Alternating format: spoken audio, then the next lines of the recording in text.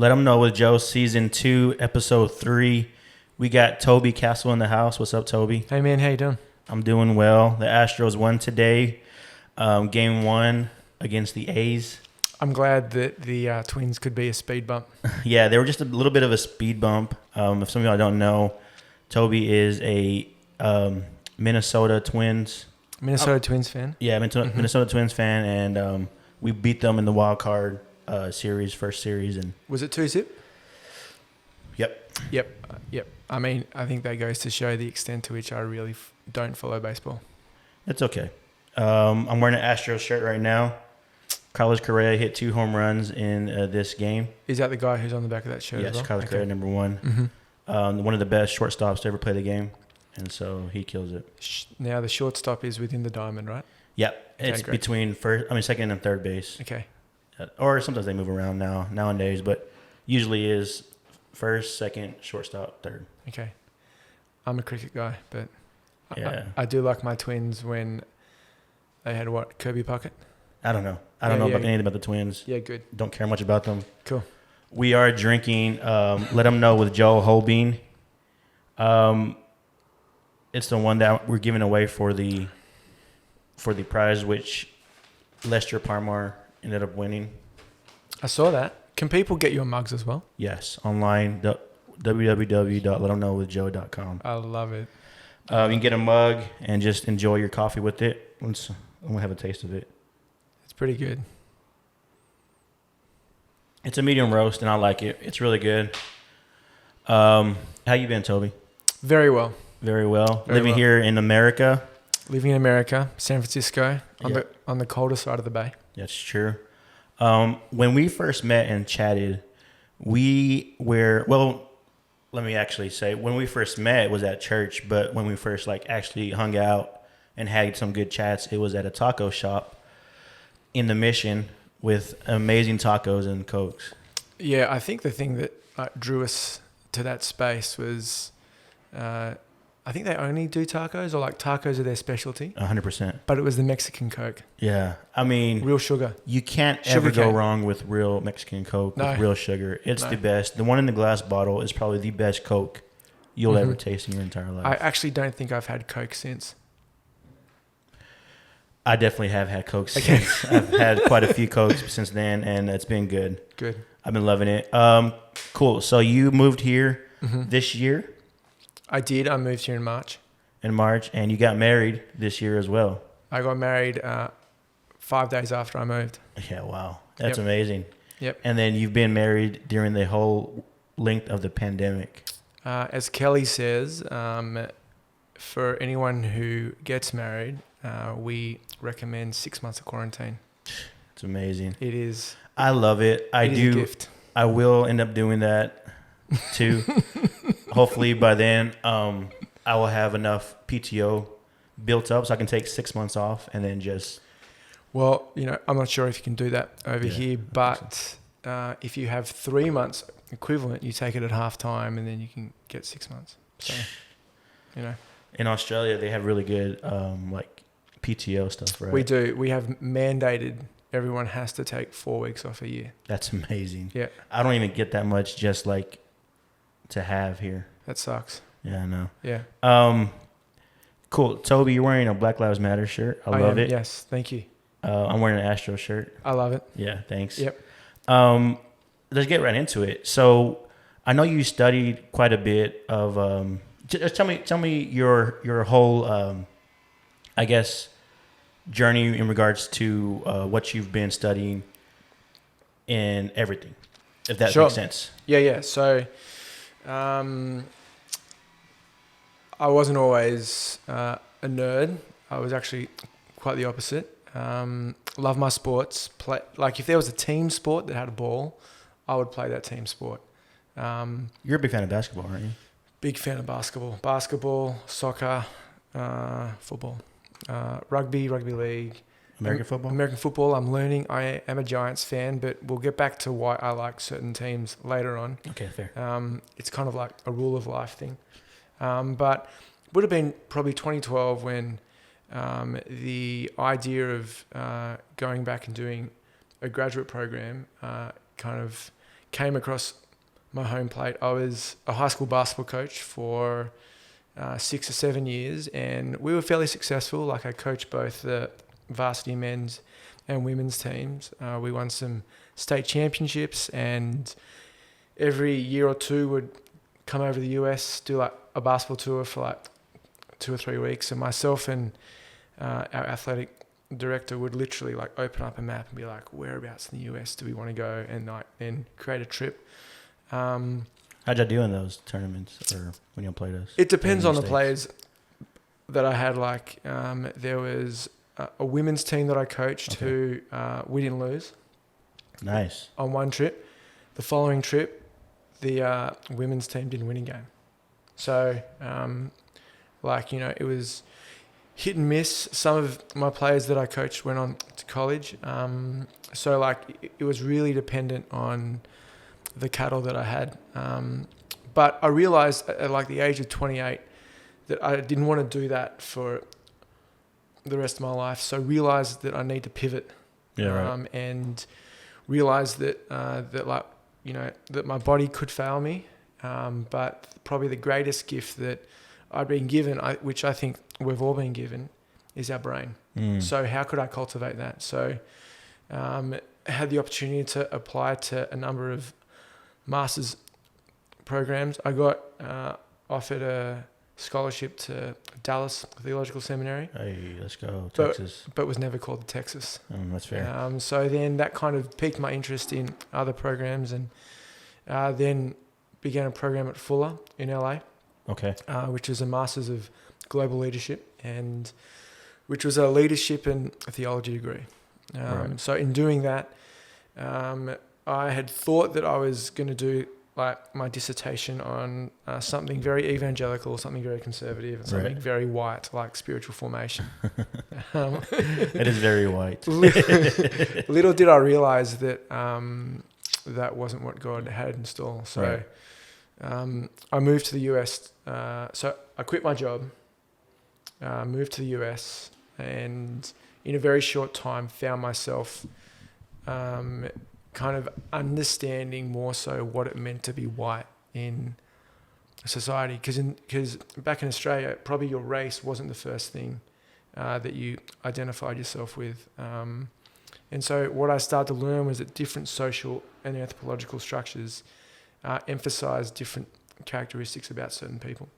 Here in the US, very on the front foot, in a very kind of explicit way, race is probably the number one thing that people identify with, talk about, and tend to move, act, and be in the world. Do you feel like gender's kind of coming up to be that number one thing? Absolutely. In a class that I teach on Black Liberation Theology, we try to contextualize these, what I call pillars of privilege. Right. I'd say that in Australia, that like probably the most dominant thing that people identify with is their gender, then probably their sex, which are two different things. Right. Then probably their race. Wow. Here in the US, it's race, then gender, then sex. Right. But it's interesting how that happens. Yeah, but there's always one thing that, for a lack of a better phrase, trumps everything. What's that? Money. Oh, yep. Like a person's socioeconomic status will always give them the ticket into certain spaces and places that that they wouldn't gain access to if they didn't have it. Right. Wow, that's so interesting. Just how what do you think makes a difference between like Australia being like more of starting like the way that they identify themselves is you said gender, then sex, and then race, but here it's more race than gender and sex. What do you think that is here in the States? I think we always need to look at our context based on the historical social context. Okay. So Australia was never built on like a fundamental war. A colonial power, the British, came in, raped and pillaged Australian Aboriginals, but there was no kind of like civil war or war of freedom, or they just kind of moved in, settled, and carried on, and then became a federation in 1901. US was very different. That's true. To be honest, you probably know more of U.S. history than I do. Well, yeah, like slavery started in 1619. Yeah. And, you know, with the transatlantic slave trade, and then, you know, the way that the Americans in the Revolutionary War wanted to separate themselves from the British, it was a very different narrative that caused and set up these political, social, and economic structures that we're living in today. Jeez, that's crazy. There's a lot of stuff we can talk to you about, and we'll get into that in a bit. But just so you studied at Fuller in LA. Yep. And you did your master's there. Mm-hmm. I did a master and then did a second one in theology. Okay. And now I'm doing a doctorate. Wow. And which is currently on pause at the moment because while I'm waiting for my green card, I'm just, you know, being patient, not earning any money, and waiting patiently for the US to kind of process me through. So Kelly's basically paying for everything for you. Right Kelly is paying for everything, man. You know, that's amazing. Absolutely. I know that you did teach a little bit in Australia at our college that we went to. At Hillsong College? Hillsong College, yep. Correct? Yep. I remember talking to. Well, what did you actually teach there? So I was a guest lecturer. Okay, you're a guest lecturer. That I would teach in ethics, Black Theology, contextual theology, and New Testament. Right. And so I would probably come in and teach maybe once every 3 or 4 months, and mainly to third years and students in the master's program. I heard that the Black Theology class was one of the best classes they had with you. Whoever said that, thank you. They loved it a lot. Yeah. Can you explain a little bit more what that actually means in regards to Black Theology? Because I'm very, I just don't know much about it. So I would love to hear more about that. Totally. So Black liberation theology is like a contextual, liberative interpretation of how we read Scripture, founded by James Cone. James Cone was a professor of ethics at Union Theological Seminary, and he basically put forward this idea in how we read Scripture that it must be read through the Black experience. Right. So I would always begin a class by saying very explicitly, my role here is not to talk about the narrative in what it means to be Black, live Black, so on and so forth. Because you are very white. Dude, I am like my ethnic For those that are listening, he's very white. My ethnic background as not only being Australian is like I've got a lot of Scottish in me, a touch of Irish, some Southern English, a bit of Scandinavian. So, mate, I'm as white as the background of the Ace of Spades. That's fair. Very fair. And so when I teach the theory of it. Right. And I firmly do believe that the context that God has brought me to and the narrative that I've lived is one that people who look, act, and sound like me, whether it's Aussie or American, male or female, that we definitely need examples of what it looks like to live in the context of, there's that motorcycle you were talking about. Yeah, motorcycle always. To live in the context of theology and justice within the realms of race. Right. And so then have a critical race theory of how we interpret Scripture. Wow. So Cone would say that as you read the Bible, that we do not read it neutrally. No one does. Yeah. No one interprets Scripture in an objective way. And I tend to agree. It's impossible. There can be agreeable ways in which we interpret it and have our hermeneutics, right, which is like the theological term for how you interpret it. But Cone would say that he would read it first and foremost, understanding that he's black and understanding his social context and then how he interprets Wow. the Bible. I remember having a class with Katrina Henderson, and she blew my mind because, I didn't take any other college, anything before. I went to Hillsong College, and one thing that she said about reading the Bible, which I'll never forget and I always remember and always try to read it this way, was God, them, us, me. Mm-hmm. You know what I mean? So you read the Bible, what is God saying there? What does that mean for them at that time? Mm-hmm. And then what does that mean for us as a church now? And then from there, now what does that mean for me? Mm-hmm. Where do you find that the social economics and even the race falls into that? Would that be when it gets to me, or would that be a little bit further out to maybe where it's them at that time as well? You know what I mean? Sure. I think what Black Liberation Theology offers us is it needs to take into account the social context that we are reading it in, not only as individuals, but as a community. Right. So whether it was Karl Barth or Dietrich Bonhoeffer, the quote goes that we need to read the Bible in one hand, newspaper Yeah, that's in great. the other. Right? I love that quote. Yeah. We would probably reimagine that in the 21st century as we would read the Bible in one hand, Instagram or Twitter in the Yeah. other hand. Legit. Yeah. Or TikTok or, and I think to kind of critique what Katrina Henderson says, not to say that's wrong, Right. but like, For sure.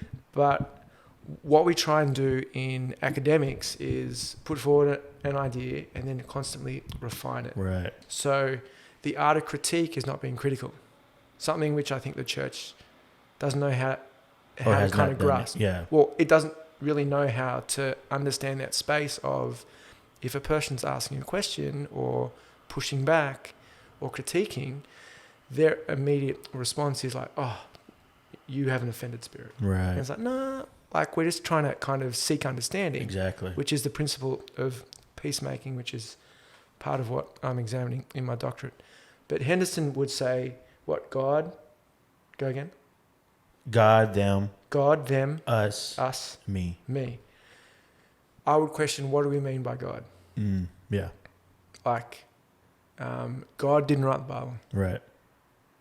The Holy Spirit inspired the Bible, but 66 books, close to 40 odd authors, so when Moses is writing the Torah, arguably, some people don't think he wrote Genesis, but, it's hard to answer that question. I would more so critique it as what's the author trying to say in context with the Spirit, pointing towards Jesus for us to move, act, and be in the world now. Wow, that's very interesting. I love what you said, that we don't really critique much, or we haven't ever critiqued, or we don't know how to critique in the church. In the church, it's yes. True. Yep. I've definitely have found that a bit too, because growing up in my with my parents and all that, I grew up thinking about the whole rapture and being left behind, and the books and the videos of people are going to disappear, all that stuff. And it's crazy because when I went to college, I learned more about what that actually meant and just the context of all of that stuff. And I kind of know a bit more now and understand that it's very the book of Revelation is more of a imagery and very apocalyptic, apocalyptic and stuff like that. But it's crazy because even back in my hometown, or even like talking to people, how they believe stuff like that, it's very crazy. And because one of the best books I ever read was Surprised by Hope by N.T. Wright. Great book, and I love it. And it really, I got my dad to read it too, and he's loving it. He's loving it. Good. But it's crazy because so many times, basically what the book is talking about is how we've gotten our hope wrong in the past. Our hope has always been, oh, let's go to heaven and not go to hell. Or, you know what? But in that time when Jesus was around, he never. It was never.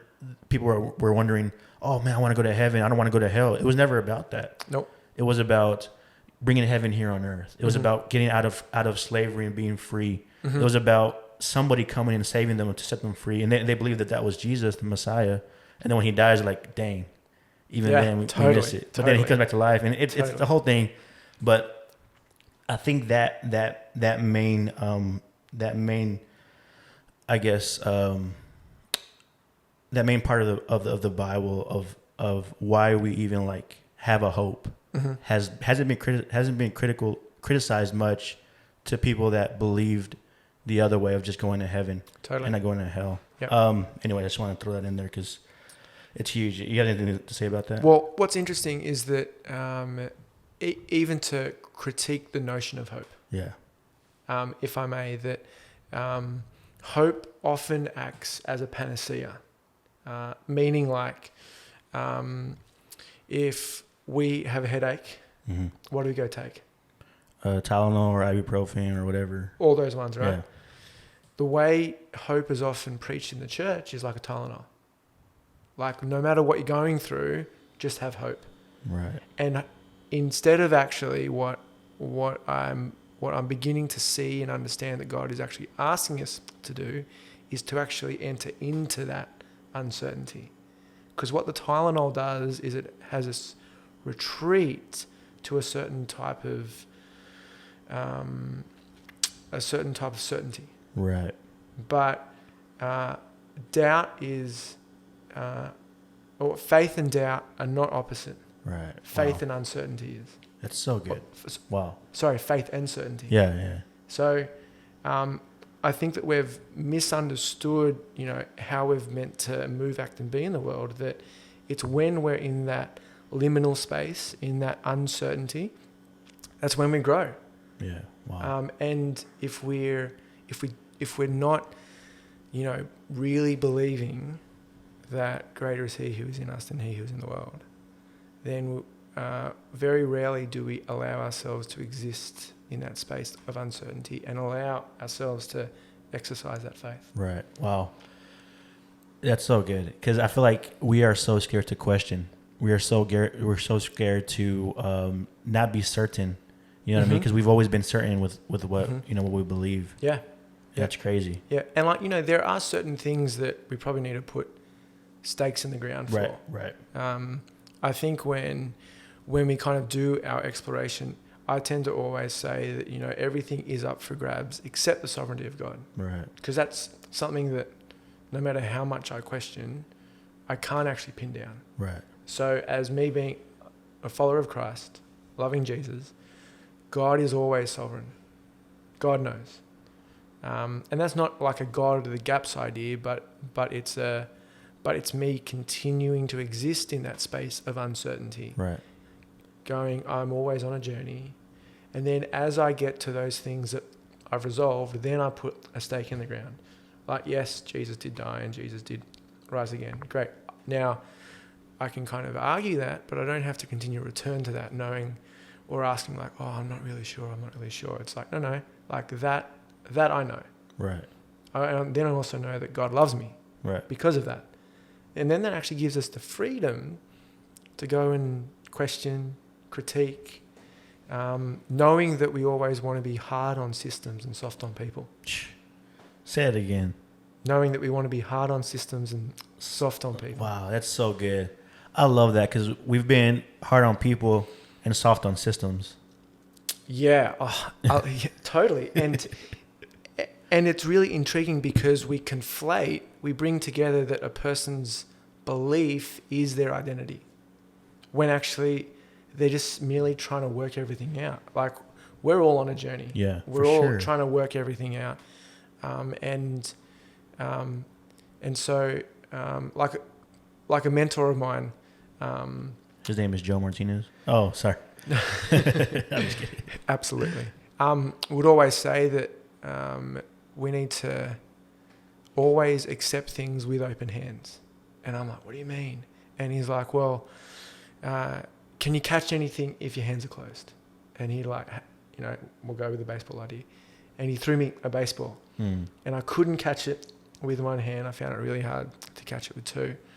With your hands closed. Yeah. Right. Like with fists, because you're holding on to things so certainly. And with so much, like belief that if that part of your life was to crumble, I wonder if everything would. Wow. And so we have to so we actually need to open our hands and hold so many things loosely, knowing that our perspective, our lens, and what we call our paradigm will shift, and I hope it does. It has to. And there are these burning bush moments that we all have that that cause us to recalibrate, reorganize, and reposture how we engage with the world, and continually ask the daily question: what does God require of me today? Yeah. And not so much as a principle, but as a practice. Wow, that's so good. I love that. It reminds me a bit of a class I took in college called it was the Psalms class, I believe. And one of the greatest things I ever learned was just how much David questioned and got mad at God. Dude, it is okay to get mad at God. I know. It's okay to lament. I read a book earlier in the year that actually goes through this idea of the imperative of lamenting, which is like this grievance almost of emptying yourself of God, Right. until you come to a point where you actually have a more correct understanding of who he is and how he's moving in that moment. Yeah, it's so good. Even that book by C.S. Lewis, where he writes about how his wife died, and he just talks about how he felt. Surprised by Joy? No. A Grief Observed? Grief Observed, yes. Yep. Grief Observed. That was a good book too. Yeah. I loved it. So I did a paper back in seminary where I critiqued The Problem of Pain, which was his academic kind of deconstruction of what pain is, with A Grief Observed. Wow. Which was his existential. How was that? I bet that was amazing. Dude, I can give you the paper if you want. Oh yeah, I would love to read that. He gave me an A-, so yeah, I know. Why? Probably because I was Australian. But like, there is this reality that we have between how we perceive that we'll grief, or that we'll go through the grief of pain, but then what happens when we truly suffer, and that as like a process of transformation. Yeah. That's really good. Yep. I love that. I remember, well, that's long ago. Whenever a lot of the George Floyd and just everybody, it just came out like really early on this year. Yep. And we went to go protest and stuff. And I remember hearing a little bit of like kind of how you started down this journey of like going into Black Theology and studying more about this stuff. Because you had a family member, right, or something like that ended up passing away or something, or. So what happened was that kind of my entrance into Black Theology was I was at Fuller Seminary, and it was right after Michael Brown was killed. Yeah, right.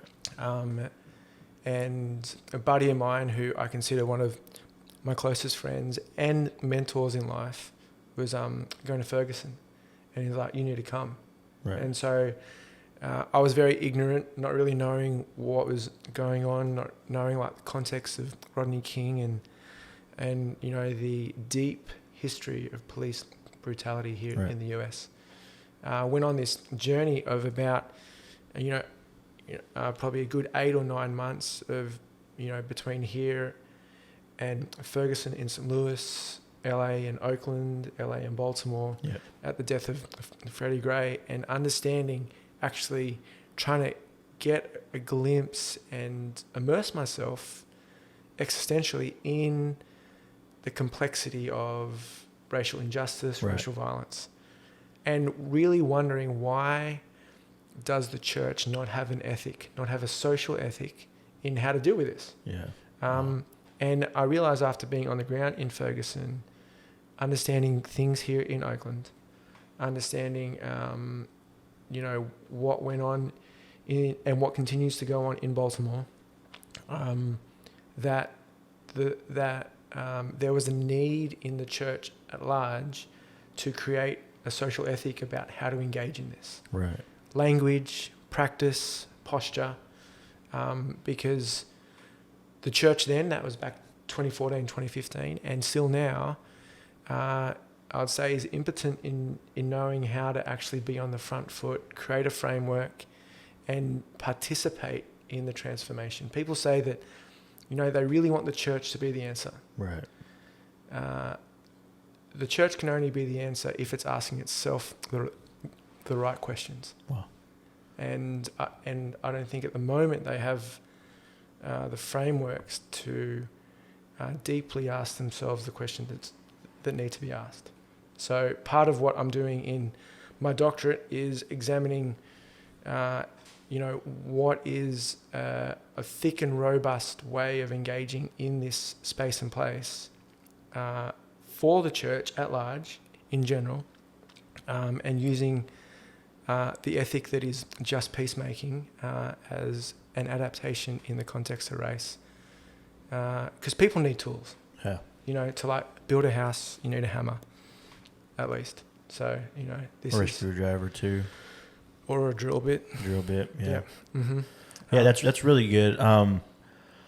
Ignorance, you said, has been a bit of a thing that's been going around, I guess, more in regards to the church and how the church has responded to, the whole situation with racism. I feel like hasn't been handled well. It hasn't, no. What do you think would be a good starting point for churches that want to be better at handling that well? Sure. I know that's a pretty big question. No. Another one of my mentors, Ben McBride, who legend lives here in Oakland. And he got this from somewhere else, but I'm going to say it came from him. Always ask, in moments of crisis, we always ask ourselves, what must I do? Right. Or what must the church do? Mm-hmm. And he says that's an incorrect analysis of what our first question needs to be. Our first question should be, who do we want to become? And so I think what we need to do as a people, mm-hmm. you and me, but also the church, needs to ask themselves creatively and use the social imaginary that God has given us to say, what type of people do we want to become? Right. Do we want to be ones that are, the answer and bringing the answer of justice and love? Cornel West says justice is what love looks like in public. Wow. Are we then equipping ourselves to equip those around us to bring justice and love to the context that we walk into? Right. I don't think the church is willing to go the extent to which it probably needs to answer that question of becoming robustly enough. Right. So I think what it needs to do is it really needs to look at its social structures, it needs to look at its leadership, and first of all, understand that representation means everything. What do you mean by that? Okay. Can we talk about our church? Yeah, go ahead. Great. All right. When you look at leadership, without naming names, who's in charge? What type of people? Pretty much white. Or is that what you mean? White men, right? White men, yeah. Okay. Now, they themselves as individuals are not the problem, but the system and the biases that they embody are part of it. Right. So what justice looks like is these men in power who have the power to make these decisions saying, you know what, representation by having a female or a person of colour or a female who's a person of colour as a lead or campus pastor. Right. That's big. Yeah, right. Kelly and I were down in front of the Golden Gate Bridge yesterday morning before our gathering in front at Chrissy Field. Right.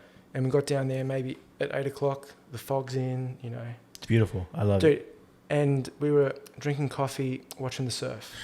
And I didn't know that people could surf under the bridge. Oh, wow, really? Dude, it's insane. It was coming through maybe a good 3 to 4 foot swell. And we were probably there maybe 40 or 45 minutes. And then out of nowhere, these two girls in their wetsuits jogged past us. One was American, one was an Aussie. And the Aussie was actually a pro surfer. Oh, wow. And there was this family to our left. They would have been Latino. And they had 3 girls, all probably under 7. And when these 3 girls saw the 2 female surfers jogging past, jumping down on the rocks and jumping in, they went ballistic in such a good way. They were so full of joy, and saying like, "I want to surf." Yeah. Like, too often, people aren't given the opportunity to see who they can become because they're not shown examples of what they could become. So if we're in a church context where only or predominantly white males are in leadership, right, more than 50% of the church are being told that due to their ethnicity or their gender that they can't lead. Wow. Let me ask you this, because I've thought about that before. Do you think it's wrong? I mean, this is like a very blanket statement, but I've thought about it because do you think it's bad or wrong or whatever you want to put in it when we decide to maybe, let's say, let's put them in leadership because we need to have more women or more people of color in leadership? Is that wrong, or is it because you start to get the mindset is, did they do it on purpose or did they do it on accident by just the way they think? You know what I mean? Because then you start thinking about that. Like, I'll give an example. So let's say that I'm leading a church, and I'm saying, man, you know what? We don't have very many women leading. Let's get some more women leading. Do you think that that's a good way to come about it, or would it be better? I mean, or should it be more of like they're showing that they have the ability to do it? Let's put them in leadership despite who they are. You know what I mean? I think that's a really good question. Yeah, and it should be straightforward, but it's complex. Right. I think we live in a fake meritocracy where we give out the perception that the best, most talented, God ordained, are put in these positions of leadership and power. And that's the way it should be. If you're called by God and you're equipped to do, you have the gifts, talents, and abilities to do so, right, then do it. Yeah. But we all have biases. For sure. And our biases come up not in our principles. Like, we hear in the church, especially in the evangelical movement, that we need to think about our biblical principles. Mm-hmm. I think we need to kind of reshape our language and think more about practices, because practices take principles and they contextualize it. Right. Wow. And the way that we do church in Sydney, Melbourne, London, South Africa should be different to the way we do it in San Francisco 100%, or in Oakland. Yeah. So I think that when you then look globally at any church movement or locally, that people seek to replicate what they know without contextualizing and doing the critical creative work, then they miss the point. Before we get to leadership, as an example, like in Australia, Sunday night church is a big thing. Yeah. Aussies love it. Going to football and going to church. And Sunday morning church is really just for families. Right. In America, Sunday night church ain't a thing. Yep. That's true. Like, people just want to go home. Yeah. And Same. yeah, especially if you've got to bump out, right? Oh yeah. Yeah, that's a whole other story for another time. But especially if there's a game going on. Usually you just want to go watch a game, Sunday night football game. Yeah, and like, God is as present at the football game as he is, in a building. Right. So I think it's intriguing that church practices don't change to the cultural context that they're in. Right. That being said, if in a context like San Francisco or LA or anywhere in the US where you have gifted females or females of color or people of color, they should be put in leadership and they should be entrusted. But the biases of those above them almost act like a bias that's a gatekeeper. Right. And says, no, only certain people that look, act, and think like me. That's very interesting. As a critique. Yeah. Wow. Yeah. I've just recently come about some leadership opportunities that I have personally. Yep. And one thing that I've been trying to do is get people on my team that do not think or look or talk like me. Beautiful. Because I know for me, even if I have more than one of the same me, it's gonna be terrible because, like, I feel like I have a really weird way of thinking, but I love the way I think. But I know if there's two of me that think the same, we're gonna get anything done because I like to have fun. I like to I don't like to really plan too much. I just like to just go about it and just do it. You know what I mean? You dance. Yeah, I dance. I will get in trouble and then ask for forgiveness afterwards. Seek permission or forgiveness. Yeah. But I feel like for me, it's just kind of a no-brainer of wanting to get people that are not like me at all to help lead, because I know that they're going to be seeing a different perspective than what I see. They're going to be thinking differently. They're going to be doing things like that and all that. How do you think is the best way to maybe find those people, or I guess maybe even think that way better? Think of how I can find people that are not like me. Because so many times you want to get people that are like you because you feel like you're the best you. You know what I mean? And you're going to be the best out there. Absolutely. It's a thing that we all have ingrained in us, I think. Yep. How do you think the best way to come about that? Well, what's interesting is that evidence shows that the more diverse a leadership team is, or a team in general, the more productive, the more effective, and the more efficient they actually are. And it goes on that proverb, right, of as iron sharpens iron, so one person sharpens another. How to go about that? I think for me it always comes back down to the metaphor of common ground. Like, are you able to find common ground with a common vision, irrespective of going about it in a different way? Right. So can you find common ground in posture? So, like, my last name's Castle, yours is Martinez. Let's go. Ethnically, you tell me there's a bit of Mexican in you, right? Yeah, right. Yep. There's no Mexican in me. Sí, señor. Yeah. Gracias, amigo. Doing good. Thanks. I try. And so then there's this idea, though, that, like, if I wanted more little Tobys, or you wanted more little Joes, which I know you want little Joes. Definitely, there will be soon. You want some Not little soon. Joes. Well, yeah. Okay. Once I get married, Totally, and once I go through the whole process of even finding a woman. But yes, that's a whole other subject for another podcast. Yes. Is that, like, that kind of path of least resistance actually isn't effective. So if a person has common ground with you in common vision, and that could be as general as, I want to see young adults, or I want to see a city influenced by the love of Jesus. Right. Okay. I would then encourage whoever's in leadership to then go, does that person reach a different part of the city than I do? If they do, then let's find out ways in which I can champion and maximize their ability to do so. And then that's good. Find common ground towards our common vision, which is that they experience the love of Christ. So many times we start from the common vision and go from there. Yeah, like, I'm...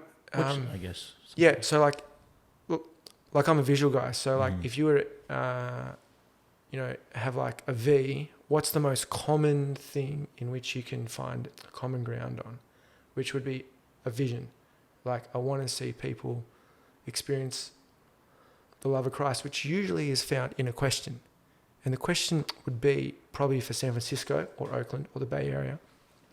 Would the Bay Area, or would the cities of Oakland and San Francisco miss anything or realize that the church wasn't here if it didn't exist? Wow, that's a good question. So if the city wouldn't realize it's missing anything, even with the church here, how is the church functioning and practicing? Right. So then you would go, okay, I'm Joe Martinez, I'm Toby Castle, what spaces and places do we move in? And then what's our common question or our common vision? How do we lead people to Christ and move, act, and be in their understanding of Jesus, to then love others as they have been loved in their own unique way, without trying to make them mini versions of ourselves? Yeah. I would say that's probably the first step in many other ways in trying to find common ground while maximizing a person's gifts, talents, and abilities. Wow. That's really good. I love that. I kind of want to ask you this question.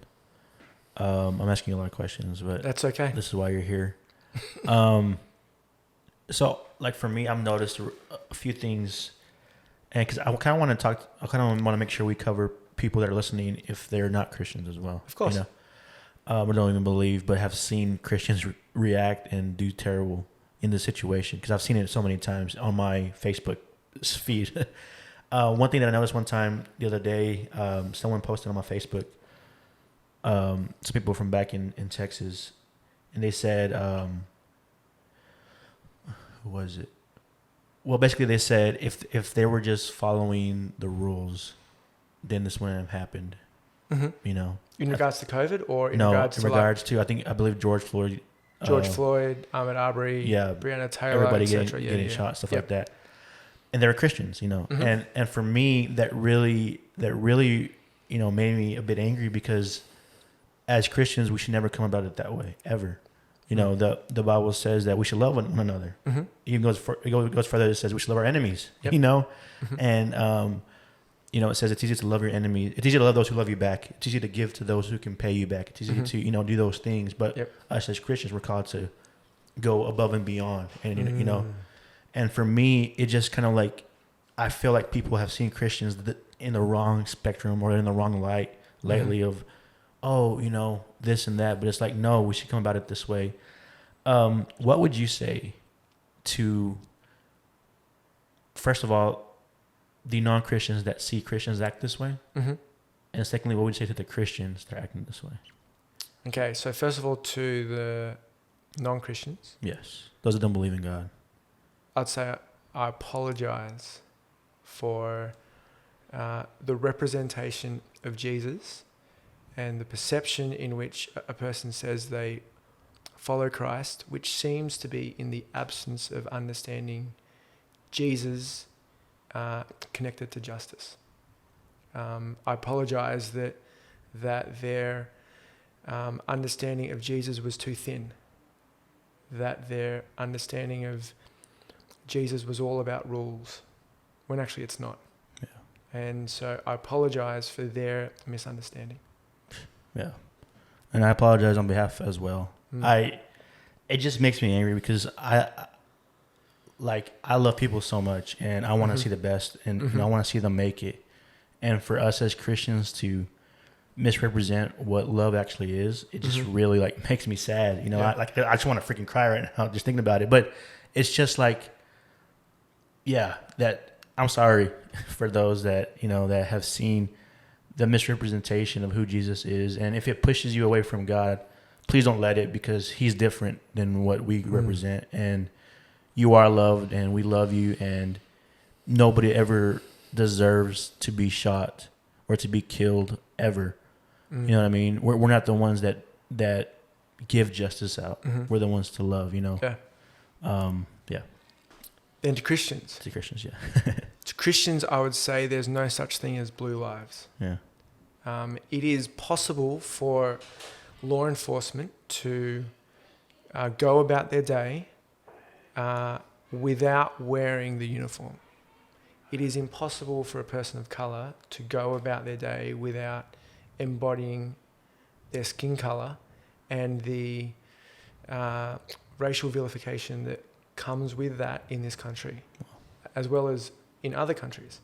For anyone at any time to say that all lives matter is an abomination.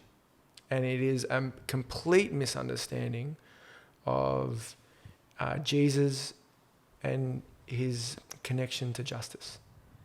If a person has ever said all lives matter, then the notion of Christ and justice hand in hand has never been part of their theology. Right. So Christians need a thicker understanding of Christ in regards to justice, because those who don't, Reggie Williams, who wrote a book, Bonhoeffer's Black Jesus, when he's talking about Bonhoeffer, would argue that those who don't associate themselves with Jesus in the context of justice always find themselves unable to engage well in social justice issues, and then make the argument that justice is not a central cause of the church. When actually you look at how Jesus moved, acted, and embodied his life, he was with the marginalized. Yeah. He turned over the tables in the temple. He critiqued the Pharisees. And in his parable of the Good Samaritan, there have been arguments. I've seen that people have said that Jesus is the Good Samaritan. Jesus is telling the story. Yeah. Like when he begins that and says a Pharisee, a Levite, and a Samaritan, people were expecting him to actually say a Pharisee, a Levite, and a Jew or a Hebrew. Right. Because everything in that context in first century Palestine was Jewish. People forget that Jesus was actually a Jew. And so for him to talk about Samaritan was actually talking about a social outcast, a person who was a half caste. Right. And so Jesus was immediately political, not in the context that, he's telling you to vote blue or red. Right. But he's saying we need an ethic socially so we can know how to navigate the complexities that we engage with every day of the week. Yeah, wow. So I would say to Christians, you need a thicker understanding of Jesus. Yeah. Wow. And what can they do to get a thicker understanding of Jesus? First of all, I think we all need continually to be honest with ourselves. There's a book by David Benner called The Gift of Being Yourself, where I think you and I were going to read that together. Maybe we weren't. Maybe we should. We were supposed to read one, and I never finished it. I think we got, 2 chapters in? Yeah. Anyway, and so he argues that knowledge of self and knowledge of God go hand in hand. So it's the double helix of knowing yourself. So whether you start with God or you start with yourself, you end up with the other. I think as we start to learn ourselves and we examine ourselves, but also in the communities we exist in, we need to ask ourselves the question, how diverse are they? We also need to look at our libraries of what we're reading. First of all, ask ourselves, are we reading? Right. Because, this is a bit of a cliche, but readers are leaders, leaders are readers. And if you're not reading, you don't have anything to say. Are you a fan of audiobooks? Dude, absolutely. Okay. Sometimes people say... Absolutely. Like that podcast, as long as information is coming in that you're willing to critique and wrestle with, it's like going to the gym. And so, people can begin to diversify their library or their audio library. That people need to be okay with asking themselves tough questions. People need to be okay with asking themselves, to what extent does their understanding of Jesus go hand in hand with justice? Right. Because Jesus was not only one who embodied love, because God is love, but Jesus also gave us the frameworks to create a just society by bridging across difference and engaging with people that do not act or think like you and me. And we need to engage with those people more often than we don't. Yeah, I agree. That's really good. Yeah. I wanted to ask you another question too, and I have some good questions. Keep going. But are you familiar a lot with like our politics and just the whole presidential race at the moment? Absolutely. I wanted to talk to you about a certain situation, because a lot of people I've heard one of the biggest things that people are voting, like Christians are voting for Trump, is because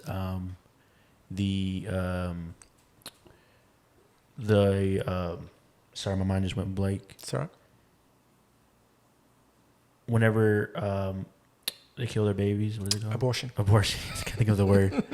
And so they're going, let's vote for Trump Because I'm pro-life. Yeah, because I'm pro-life, and I'm thinking about that a lot. And I had a conversation with a few people. I won't say who, but they are Christians, and I think one thing we kind of came across or kind of thought about is how we should not be trying to make, I guess, or trying to vote on laws that go with, or trying to control people by our ethics and morals. Mm-hmm. And as a Christian, you know what I mean? Because right now people are wanting to vote for Trump, and they're saying, this is a better, or it's better vote because we're trying to save lives. And I get where they're coming from, but I believe that when we begin to try to control people by what we believe are morals, it's a very sticky situation. It can cause some bad things. For me, I guess my come about it is, okay, you're voting for Trump because you want to save lives. I get that, but what are we doing now in regards to adoption? In regards to giving women, protecting women and helping them out in these situations? What are we doing in regards to that? Because we all want to vote for this, but what are we doing as an action as a Christian? Totally. And my question to you would be, do you think that, I guess, trying to vote to control based on our morals and ethics is a good way or a good thing, or no? I pretty much know your answer, but I just want to kind of hear your kind of perspective on that, if you can. What do you think I'm going to say? You're going to say that no, it's not good to try to control people in regards to what we believe as our morals. So I think that I think there are probably 3 or 4 things on the table. Okay. First of all, how close should our faith be with our politics? Yeah, that's a good question. And this is kind of part of the same idea still.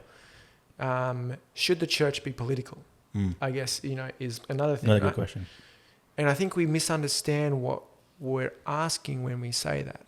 People interpret that as, should we use the platform or the pulpit to tell people how to vote? Yeah. I don't think we should. Right. Should the church be political, meaning act itself in the polis, in Latin, which is like in the public square? Absolutely.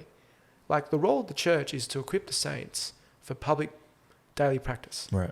To embody their faith in the way being following the teachings and practice of Christ. Right. And our orthodoxy is right thinking, which is what the church tries to do. And then orthopraxy is right practice. And the church needs to equip its people, the saints, to then allow them to navigate the complexities themselves. Right. The church should never be married to the state. So America, the US, is a Christian state based on its constitution. Right.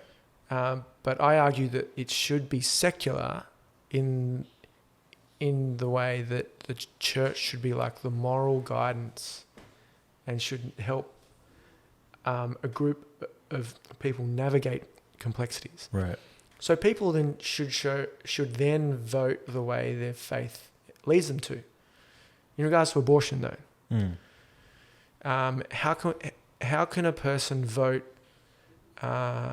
pro-life and not vote for a system that then protects those young humans that come into this world that then get lost in poverty? It's almost an insufficient or incomplete ethic. Right. That if we're going to be pro-life because we don't want people to kill, to what extent are we basically killing people by placing them in poverty? Yeah, well. That doesn't make sense to me. Yeah. It needs to be a complete ethic where, yes, we have adoption, but what is the social system? What's the social safety net that says if a person is born into this world and they're born to a single mother or a father, in case, the mum passes away, to what extent does the state protect that person to get a free education, Right. free healthcare? Wow. I think at the moment, the argument for abortion is incomplete. And so people start yelling at each other without actually listening and, again, trying to find common ground. Right. Because the ultimate vision should be human flourishing for the common good. Yeah. Wow. But at the moment, it's, well, we just don't want babies to die. But everybody else is okay. But once you're alive, good luck. Yeah. It's like, no, that's insufficient. Jeez, that's a great way to put it. We want to save them, but once they're alive, you're on your own. Yeah. Wow. Like, but even a plant needs nurturing. Yeah. Needs watering, needs weeding, especially at like a sapling age. But it seems that this argument disregards that social context and that social safety net that brings people towards practices of human flourishing for the common good. Wow. That's so good. I really, really appreciate you answering that question. It's a good thought, and I think I hope this helps, because one thing that I want for this podcast is people to be enlightened, but also to question and ask themselves the right questions of, why am I doing what I'm doing, or why am I deciding to do this? And I really hope this is helping people. What are you looking forward to next year, personally? So I love that question, because about maybe 2 or 2.5 years ago, I was like seeing my counsellor, which I encourage everyone to do, like see a counsellor, see a psychologist, because it really helps, you navigate all the complexities. It's like going to the gym for mental health. Yeah. And if you need recommendations, ask myself, ask Joe, ask Kelly. We're always here to help, for sure. Absolutely. Kelly is his wife, Castle. Yep. And she's great. What does she do? She does a number of things. Yep. She's a pastor at Hillsong San Francisco. She is. Actually started it here. Yeah, she did. Years ago. Mm-hmm. And she's also a sports and performance psychologist. Yeah, she's killing it in both. And mentors a lot of student athletes and pro athletes. So get in contact with Joe and we can connect you. But I was talking with her, and that is my counsellor. And she said, I want you to do a practice of self-care, or what we're now going to call Toby care. Mm-hmm. So we can call it Joe care as well. Care. And it's a 3-in-1, where every evening or one time during the day, you need to write down 3 things you're thankful for that have occurred in the last 24 hours, and 1 thing you're looking forward to in the next 24 hours. Wow. So from Kelly's and my first date, we've done that every day. Wow. Whether we were talking on the phone in San Francisco and Australia, or, even when we're like doing the dishes or like getting ready to go to bed. But what am I looking forward to 2021? Mm-hmm. I'm looking forward to a number of things. Like I'm looking forward to being able to fly. Like Superman, like the power. More like jump on a plane. Okay, fair.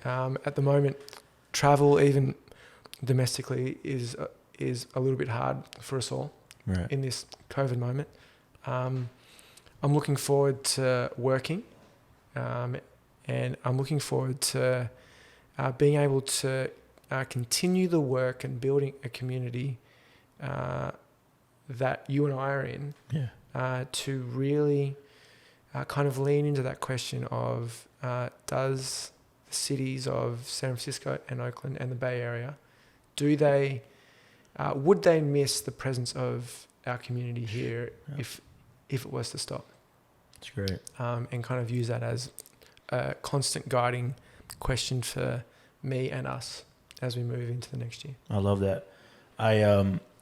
What about you? Oh, that's a good question. I did not expect you to ask me that question. I haven't asked you one yet. Yeah, I guess what I'm looking forward to next year is, this year, although it's been tough for a lot of people, it's been really good for me. And I kind of feel bad saying that sometimes because I feel like people have struggled a lot. And if you are, hit me up because we always try to help out. Even like with our church, we try to help out people and absolutely and do things for people. So hit us up if you are needing some help. But for me, I've been able to save up money. I've been able to, work on my health. Mm-hmm. I've been able to kind of get a perspective of what I want to do for the future. And it's been really good. This podcast started during this time. Yep. And so I guess what I'm looking forward to is just me actually being able to thrive. These past few years I've been not thriving. What's the opposite of thriving? If you're not suffering? I guess. No, yeah. I guess I have been suffering. But yeah, it's just scrambling. Surviving. I've been surviving. Yeah, it rhymes. Okay. Thrive and survive. I've been surviving, and I feel like this next year is going to be really good for me just to be able to thrive in what I've been doing and just getting better and just, going from this year and just being able to go to the next year just killing it, I don't know what's going to happen next year. But one thing I do know is that it all starts from that foundation of what I'm building towards. And I think this year has really helped me to get each day better and better each day. Absolutely. You know what I mean? And so absolutely. It's that whole domino effect, or not domino, the iceberg effect of where no one really sees what you're doing and no one really sees how it's been tough. And you kind of know a bit of how tough it's been. We talked probably 2 years ago or 2.5 years ago. Dude, no one has it all together. Yeah. And it really is in those moments of isolation that we really process and then begin to imagine who we want to become. Yeah. Yeah, man. Yeah. Absolutely. So that's what I'm looking forward to, thriving. I'm excited for next year, man. And I also wanted to say, whenever you were saying what you're looking forward to next year, of how we are going to help cultivate, I guess, our community and, make sure that if we ever do leave, that we'll make a stake in the ground and people will know that if we're gone or not, or if we're there, Yeah. Yep. But I was going to say that you're doing a great job doing that, by the way, because for me, I was thinking about even before all this, when the whole, just the us going out and geez, I'm losing all my words today. Marching, protesting. Yeah, marching and protesting. I was just so stoked of having you here around because, we're able to learn from you and we're able to take stuff that we've never thought about and be able to learn. And you have so many great resources and thank you for that. Thank you for just, studying before to be able to, for times like these that we need the right information. And not saying that you're perfect and you have everything all together. But I definitely don't. No. But you have been able to help, especially being a white man, understanding that this is a very huge, thing that we must counter and we must take care of as a church. And, and as being, people that are predominantly white, we need to make a change. Absolutely. Yeah. And I love that. And thank you for, doing that and studying before and doing all that homework. Absolutely, man. Well, I'd like to take a moment to affirm you, because as one who has deep grit and stickability, people often say that leadership is, people that those who are on platform or they cast a vision. Leadership also is influence, but leadership is also conviction of knowing who we are and who we want to become. We can't lead others unless we lead ourselves first. True. And I've got to say in you, mate, that over the last definitely 7 months since I've been here, but the 2.5 years that I've known you since Tacos, that I've seen you kind of really transform into this person that really knows themselves better than most people who are on platform or behind a pulpit or writing books or, doing other podcasts, or like I can really see that you're coming into your lane and building a foundation for you to kind of launch off for what's coming next. Thanks. And I'm excited about that. And I'm looking forward not only of like observing and watching, but also where possible co-creating and building with you as well. I love that. I really appreciate that. Legit. It means a lot to me. Parting words for everybody that's listening. Go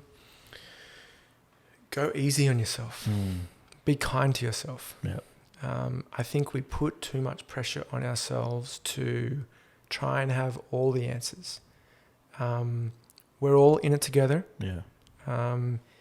And when you critique, know that it's like a holistic engagement, not only of the things that you're looking at, also